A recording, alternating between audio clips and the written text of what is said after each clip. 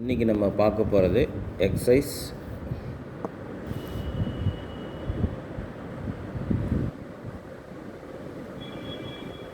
4.2 first sum பார்ப்போம்.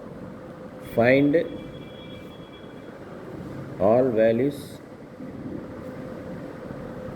Of X such that first sum ரெண்டாவது sum நீ ஹோம்ஒர்க் எடுத்துக்க. -6π ≤ x ≤ 6π அண்டு cos x = 0. முதல்ல cos x படத்தை நம்ம வரைஞ்சிடுவோம். கிராஃபு நம்ம ஃபஸ்ட்டு என்னுடைய ரேஞ்சு இங்கே 1, இங்கே -1, 0, நெக்ஸ்ட்டு பை, 2π, 3π, 4π, 5π, 6π. அதே மைனஸில் -π, -2π, -3π, -4π, -5π, -6π. எப்படி கிராஃப் வரும் அப்படின்னா, சென்டராக ஒரு பாயிண்ட் எடுத்துக்கிட்டு இப்படி வர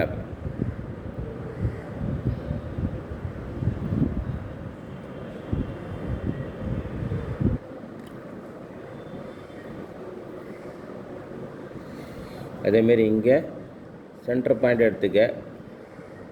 சென்டர் பாயிண்ட் ஒரு புள்ளியை குறிச்சிக்கிட்டு வர. அதேமாரி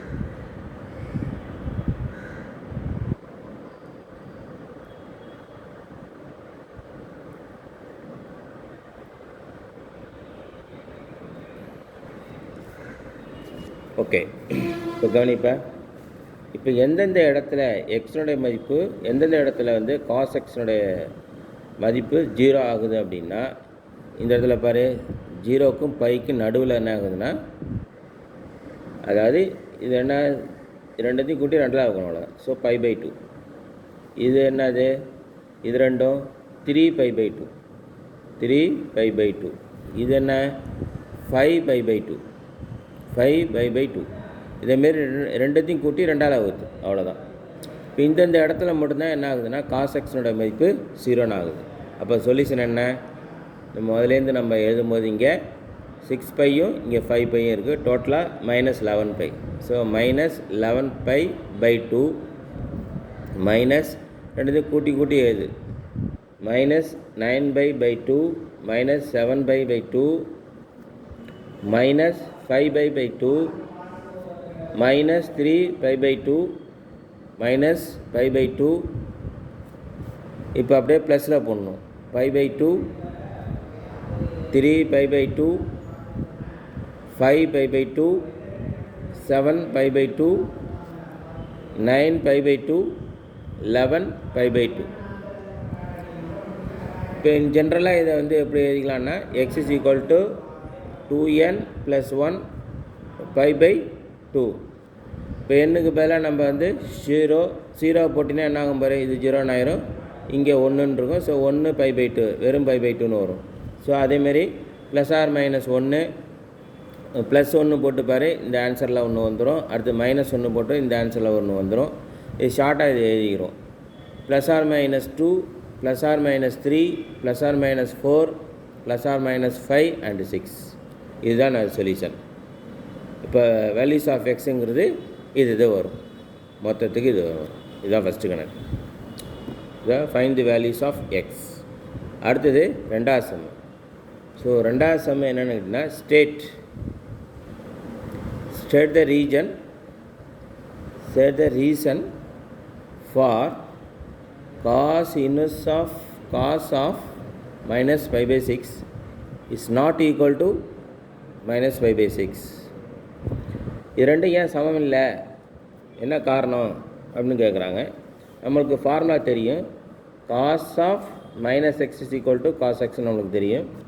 அடுத்தது காஸ் இன்வர்ஸ் எக்ஸினுடைய ரேஞ்ச் டொமைன் என்ன அப்படின்னா ஃபஸ்ட்டு -1 1, இது டொமைனு, இது ரேஞ்ச் 0, இது ரேஞ்ச் நம்மளுக்கு தெரியும். இது ஃபார்முலா, இது ஃபார்முலா வச்சுக்க.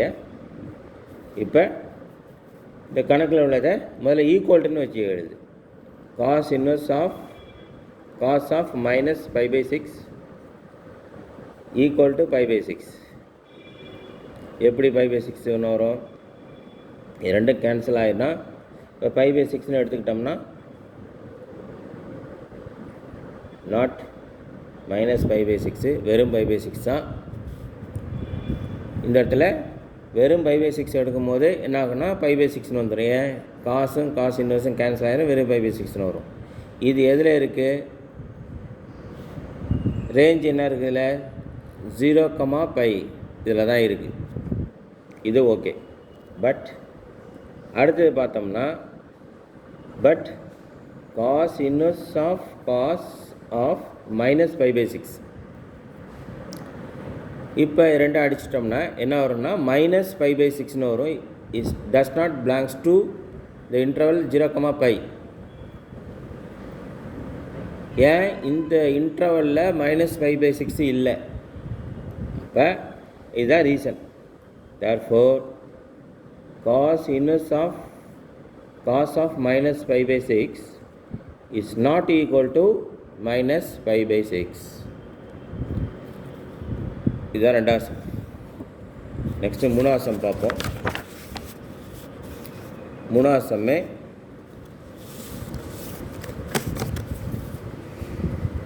third sum में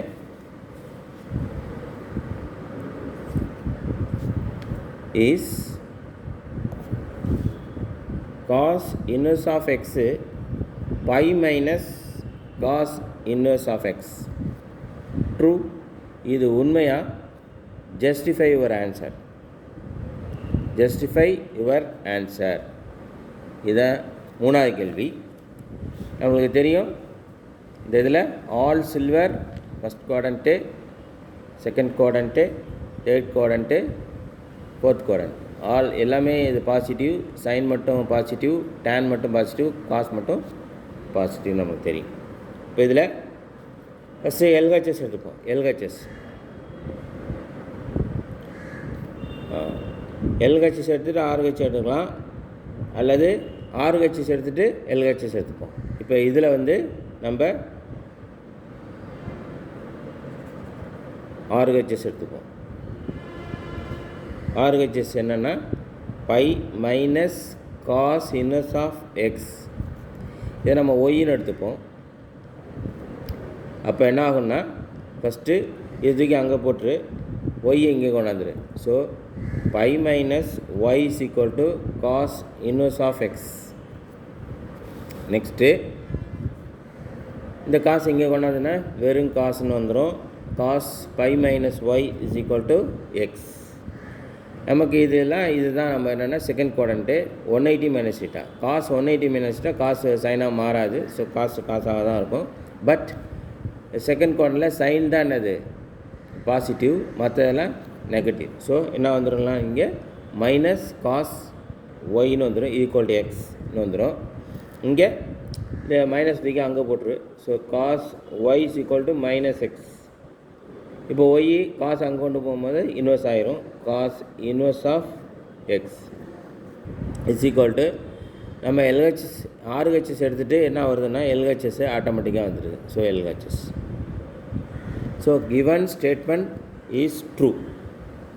அதனால் எப்படின்னா கிவன் ஸ்டேட்மெண்ட் is true. இது third sum. Next fourth sum போவோம். ஃபோர்த் சம்மே find the principal value of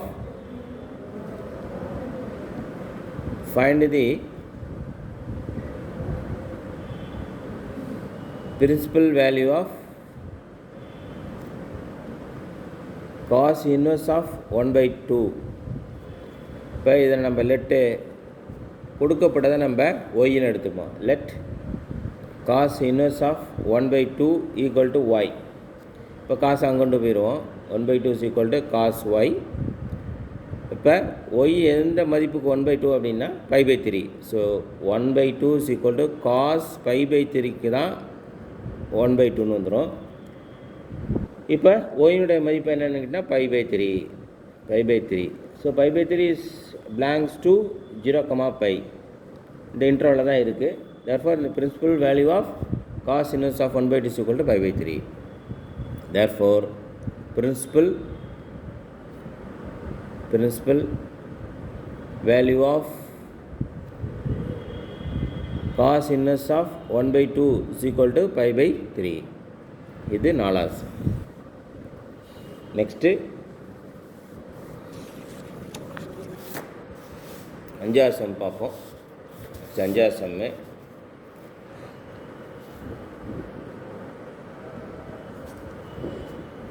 find the value of first sum 2 cos inverse of 1/2 plus sin inverse of 1/2. இப்போ இதில் let first இதில் எக்ஸ்ன்னு எடுத்துப்போம் நம்ம. So laddu cos inverse of 1/2 is equal to x. இந்த காசு அங்கே கொண்டு போயிரு. 1/2 is equal to cos x. X எந்த மதிப்புக்கு 1/2ன்னா π/3. 1/2. இப்போ so x is equal to, therefore x is equal to π/3 belongs to 0, π. அதேமாரி ரெண்டாவது பார்ட்டை நம்ம ஒய்ன்னு எடுத்துப்போம். So let sin inverse of 1/2 equal to ஒய்ன்னு எடுத்துப்போம். சைன் அங்கே கொண்டு போயிடுவோம். sin y is equal to sin π/6க்கு தான் என்னென்ன வரும்னா 1/2ன்னு வரும். So y is equal to π/6 belongs to, இப்போ சைனுக்குள்ள இன்டர்வல் -π/2, π/2. இப்போ எக்ஸுக்கு கண்டுபிடிச்சாச்சு, ஒய்யை கண்டுபிடிச்சாச்சு. ரெண்டுத்துக்கும் நம்ம ஆட் பண்ணிட்டா வேல்யூ கிடச்சிரும். So 2 of π/3 plus π/6. நம்ம இது எல்சிஎம் எடுத்துட்டோம்னா 6, இதில் 4π ப்ளஸ் π இஸ் ஈக்குவல் டு 5π/6. இதுதான் 5வது சம்மு. நெக்ஸ்ட்டு 6வது சம்மு வருவோம். find the domain of first sum போடுறேன். ஸோ f of x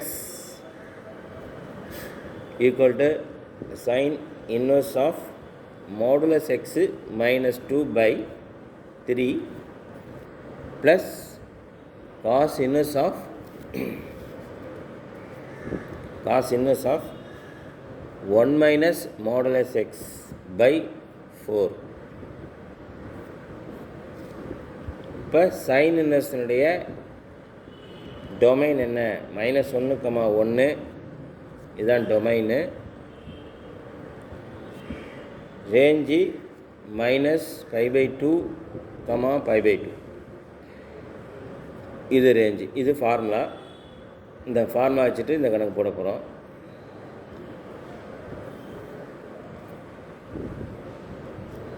சரி, இப்போ ஃபஸ்ட்டு இதில்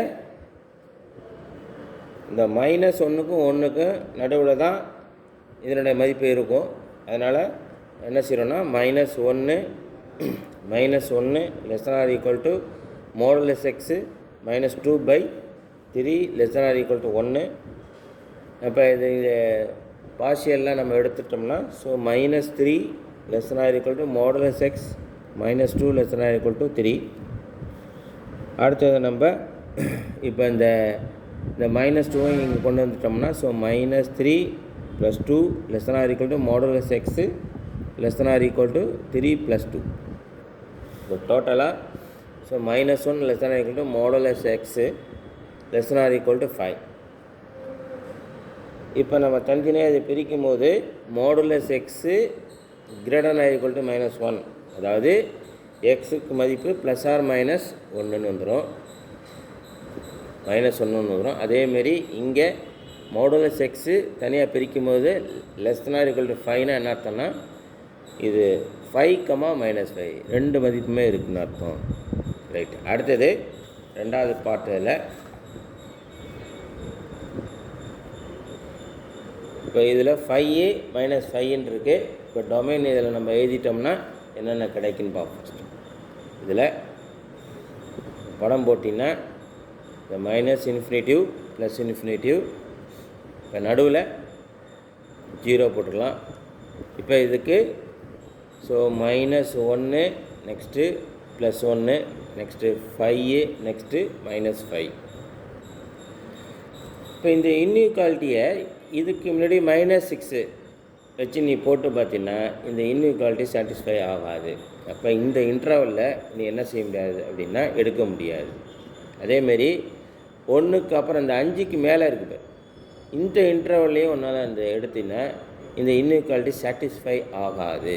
அதனால் இதையும் நம்ம எடுக்க முடியாது. அப்போ இது நடுவில் உள்ளது எது வேணாலும் நீங்கள் எடுக்கலாம்.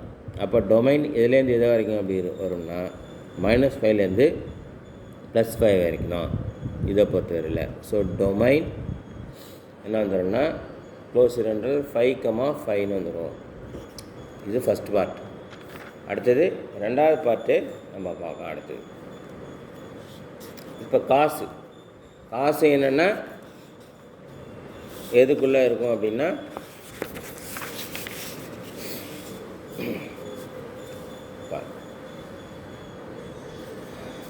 அதே தான். இப்போ -1 < ≤ 1 - x/4 < ≤ 1ன்னு வந்துடும். அதேமாரி நம்ம -4 < ≤ 1 - x < ≤ 4. இப்போ எல்லா இடத்துலையும் இது இங்கே போட்டோன்னா -1 வந்துடும். So -1 - 4 < ≤ x -1 + 4. இங்கே -5ன்னு வந்துடும். < ≤ x < ≤ 3ன்னு வந்துடும். இதை நம்ம மைனஸால் பெருக்கும் போது என்ன ஆகும்னா < > வந்துடும். ஸோ 5 > = x < < -3ன்னு வந்துடும். இதை நம்ம இப்படி திருப்பி எழுதும் போது -3 < x < 5ன்னு வரும். இதுக்கு நம்ம படம் போட்டோம்னா ஸோ இங்கே infinitive minus infinitive plus infinitive, இங்கே ஃபஸ்ட்டு வந்து -5 அதேமாரி தான், இங்கேயும் 5 தான், இங்கே -3 அண்டு +3. அப்போ இதில் வந்து xனால் +3 -3, அதேமாரி -5 +5. அதேமாரி இந்த இன்டர்வலில் இதுக்கு மேலே உள்ள மதிப்பை நீ எடுத்து பார்த்தீங்கன்னா இந்த ஈக்குவாலிட்டி சாட்டிஸ்ஃபை ஆகாது. அப்போ இதுலேருந்து எடுக்க முடியாது. அதேமாரி 5க்கு மேலே உள்ள இன்டர்வல்லையும் எடுத்திங்கன்னா இந்த இன்இக்வாலிட்டி சாட்டிஸ்ஃபை ஆகாது. இப்போ இதில் உள்ள மதிப்பு, இந்த இன்டர்வலில் உள்ள மதிப்பு எல்லாமே நீ எடுத்துக்கலாம். அப்போ உனக்கு எதுலேருந்து எது வரைக்கும் டொமைன் வருதுன்னா -5 அண்டு 5. இதுக்கும் வந்து டொமைன் என்ன வருதுன்னா ஸோ -5, 5 டொமைன் மட்டும் தான் கேட்டிருக்காங்க. Therefore domain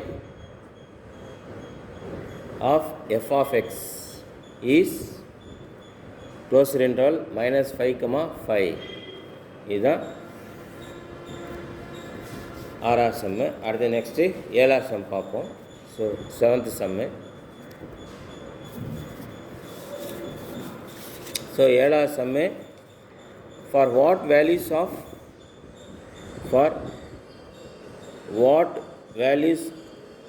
of x the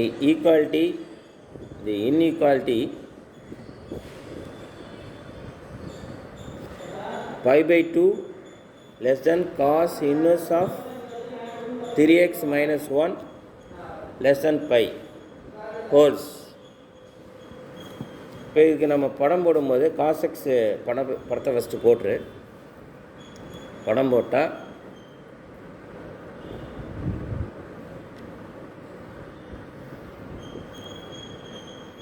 எப்படி வருதுன்னா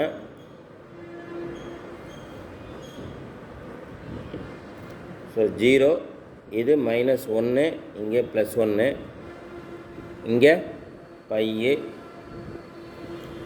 நெக்ஸ்ட்டு இதை கொஞ்சம் பெருசாக வரைஞ்சிக்க பைக்கு அப்புறம் 2π. அப்போ இது சென்டராக தான் நான் என்ன சொல்லியிருக்கேன், ஏற்கனவே சொல்லியிருக்கேன். ஸோ சென்டருங்கிறது இப்படி வரும்.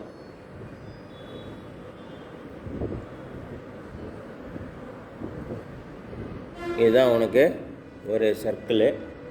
ஸோ இது π/2, இது 3π/2. இதுதான் -1, இது 0ல் ஆரம்பிக்குது. நமக்கு வேண்டியது எதில் இருக்குன்னா π/2லேருந்து இதில் π/2லேருந்து இது வரைக்கும் இருக்குது அப்படின்னா பை வரைக்கும் உள்ளது. ஸோ இந்த கிராஃபில் இது மட்டும்தான் நம்மளுக்கு தேவை. π/2லேருந்து பை வரைக்கும், π/2லேருந்து பை வரைக்கும் உள்ளது. இந்த பகுதி மட்டும் தான் நமக்கு தேவை. இதனுடைய வேல்யூஸ் ஆஃப் எக்ஸ்லாம் கேட்டிருக்காங்க. இதெல்லாம் என்னதுன்னா இது 0 to -1. ஸோ 0 to -1, 0ல் ஆரம்பித்து இங்கே -1க்கு போகுது. ஸோ இதில் -1 லெஸ் தென்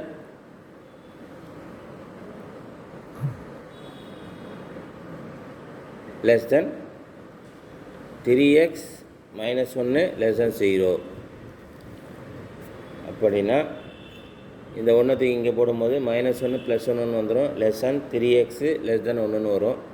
அப்புறம் இது 0 ஆயிரும். So 0 less than x, 3x less than 1 வரும். 0 less than 0/3 0 தான், x less than 1/3 வந்துடும். இப்போ எக்ஸினுடைய மதிப்பு 0க்கும் 1/3க்கும் நடுவில் இருக்குனார். நடுவில் இதான் அது find the value of x. அடுத்தது நம்ம பார்க்க போகிறது கடைசி சம்மை. ஸோ கடைசி சம்மை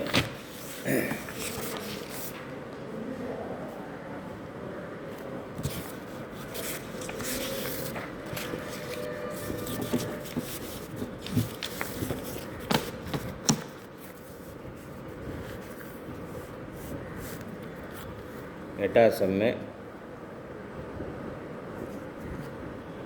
so find the value of first sum. ரெண்டாவது சம்மு நீங்கள் ஹோம்ஒர்க் எடுத்துக்க. Cos inverse 4/5 plus sine inverse 4/5. நம்மளுக்கு ஃபார்முலா தெரியும். என்ன ஃபார்முலா அப்படின்னா formula sin inverse x plus cos inverse x is equal to π/2. இந்த ஃபார்முலா நமக்கு தெரியும். இருந்தாலும் நம்ம ஃபார்முலா படி நம்ம போட போகிறதில்ல. வேறு என்ன மெத்தட்னா இதை நம்ம கொடுத்ததை எக்ஸ்னு எடுத்துப்போம். இந்த ஃபார்முலாவை ஃபஸ்ட்டு எழுதிப்போம். So sine π/2 minus x.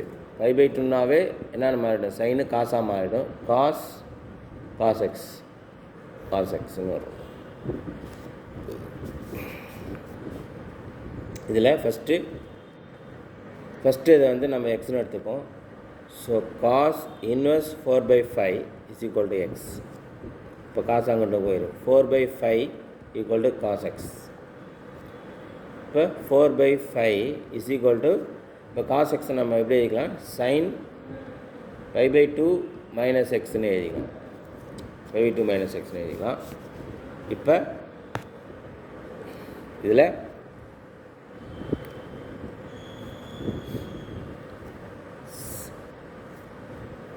Sign இங்கே கொண்டு வந்துரு. So sine inverse of 4/5 is equal to π/2 minus x.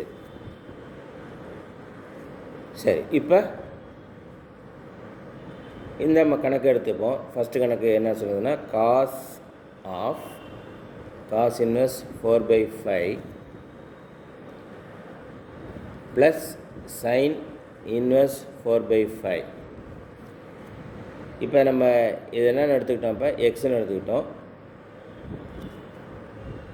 Equal to காசு எக்ஸு. அடுத்து இது என்னென்ன சைன் இன்வெர்ஸ் 4/5 என்னென்னு வருதுன்னா π/2 மைனஸ் எக்ஸ்னு வருது. So plus π/2 minus x. அப்போ இது ரெண்டும் கேன்சல் ஆகிட்டுனா காஸ் π/2ன்னு வரும், காஸ் π/2ன்னு வரும். காஸ் π/2 மதிப்பு 0ன்னு வரும். இது இந்த மாதிரி மெத்தட்லையும் போடலாம். இல்லை சிம்பிளாகவே நம்ம இந்த ஃபார்முலா படி போட்டோம்னா டைரெக்டாகவே π/2ன்னு வந்துடும்.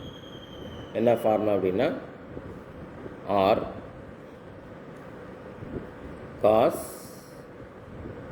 Inverse of 4/5 plus sine inverse of 4/5 is equal to, இப்போ இந்த இடத்துல நம்ம போட்டிருக்கோம் இல்லையா, எக்ஸு பதிலாக இங்கே என்ன இருக்குன்னா 4/5 இருக்குது, அவ்வளோதான். உள்ளதில் எக்ஸு பதிலாக என்ன இருக்குன்னா 4/5 இருக்குது. எக்ஸு பதிலாக இது இருக்குது. ஸோ அந்த ஃபார்முலா என்னென்னா இது அதே தான், எக்ஸு பதிலாக 4/5 இருக்குது. ஸோ இப்போ ஆன்சர் என்ன அப்படின்னா π/2. இதுக்கு பதிலாக நம்ம என்ன எழுதிக்கலாம்னா காசு அப்படியே எழுதிட்டு இந்த ஃபார்முலா யூஸ் பண்ணினா வெறும் π/2ன்னு வந்துடும். ஸோ அதனுடைய மதிப்பு என்னென்ன வரும்னா இப்போ 0 தான், ஈக்குவல் டு 0. இந்த மெத்தடு இது ஃபார்முலா மெத்தடு, இது ஃபார்முலா மெத்தடு. இது கொஞ்சம் தியரிட்டிக்கலாக நம்ம இது கொஞ்சம் போடுறோம். அதில் எந்த மெத்தடு எதை ஒரு மெத்தடை நீ யூஸ் பண்ணி போட்டால் போதும். இப்போ அடுத்து நம்ம இந்த எக்ஸசைஸ் முடியுது. இந்த எக்ஸசைஸ்க்கு அப்புறம் நான் வந்து ஹோம்ஒர்க் கொடுக்குறேன். இந்த ஹோம்ஒர்க்கை எழுதி முதல்ல ஹோம்ஒர்க்கை எழுதிங்க. ஃபஸ்ட்டு மேத்ஸ் ஹோம்ஒர்க்கு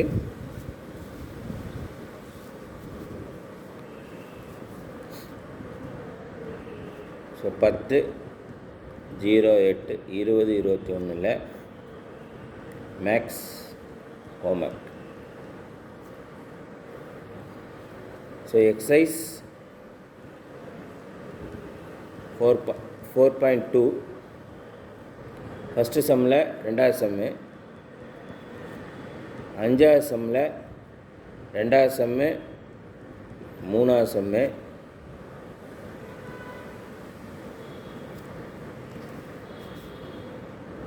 அடுத்தது 6ல் 2வது சம்மு, 8ல் 2வது சம்மு.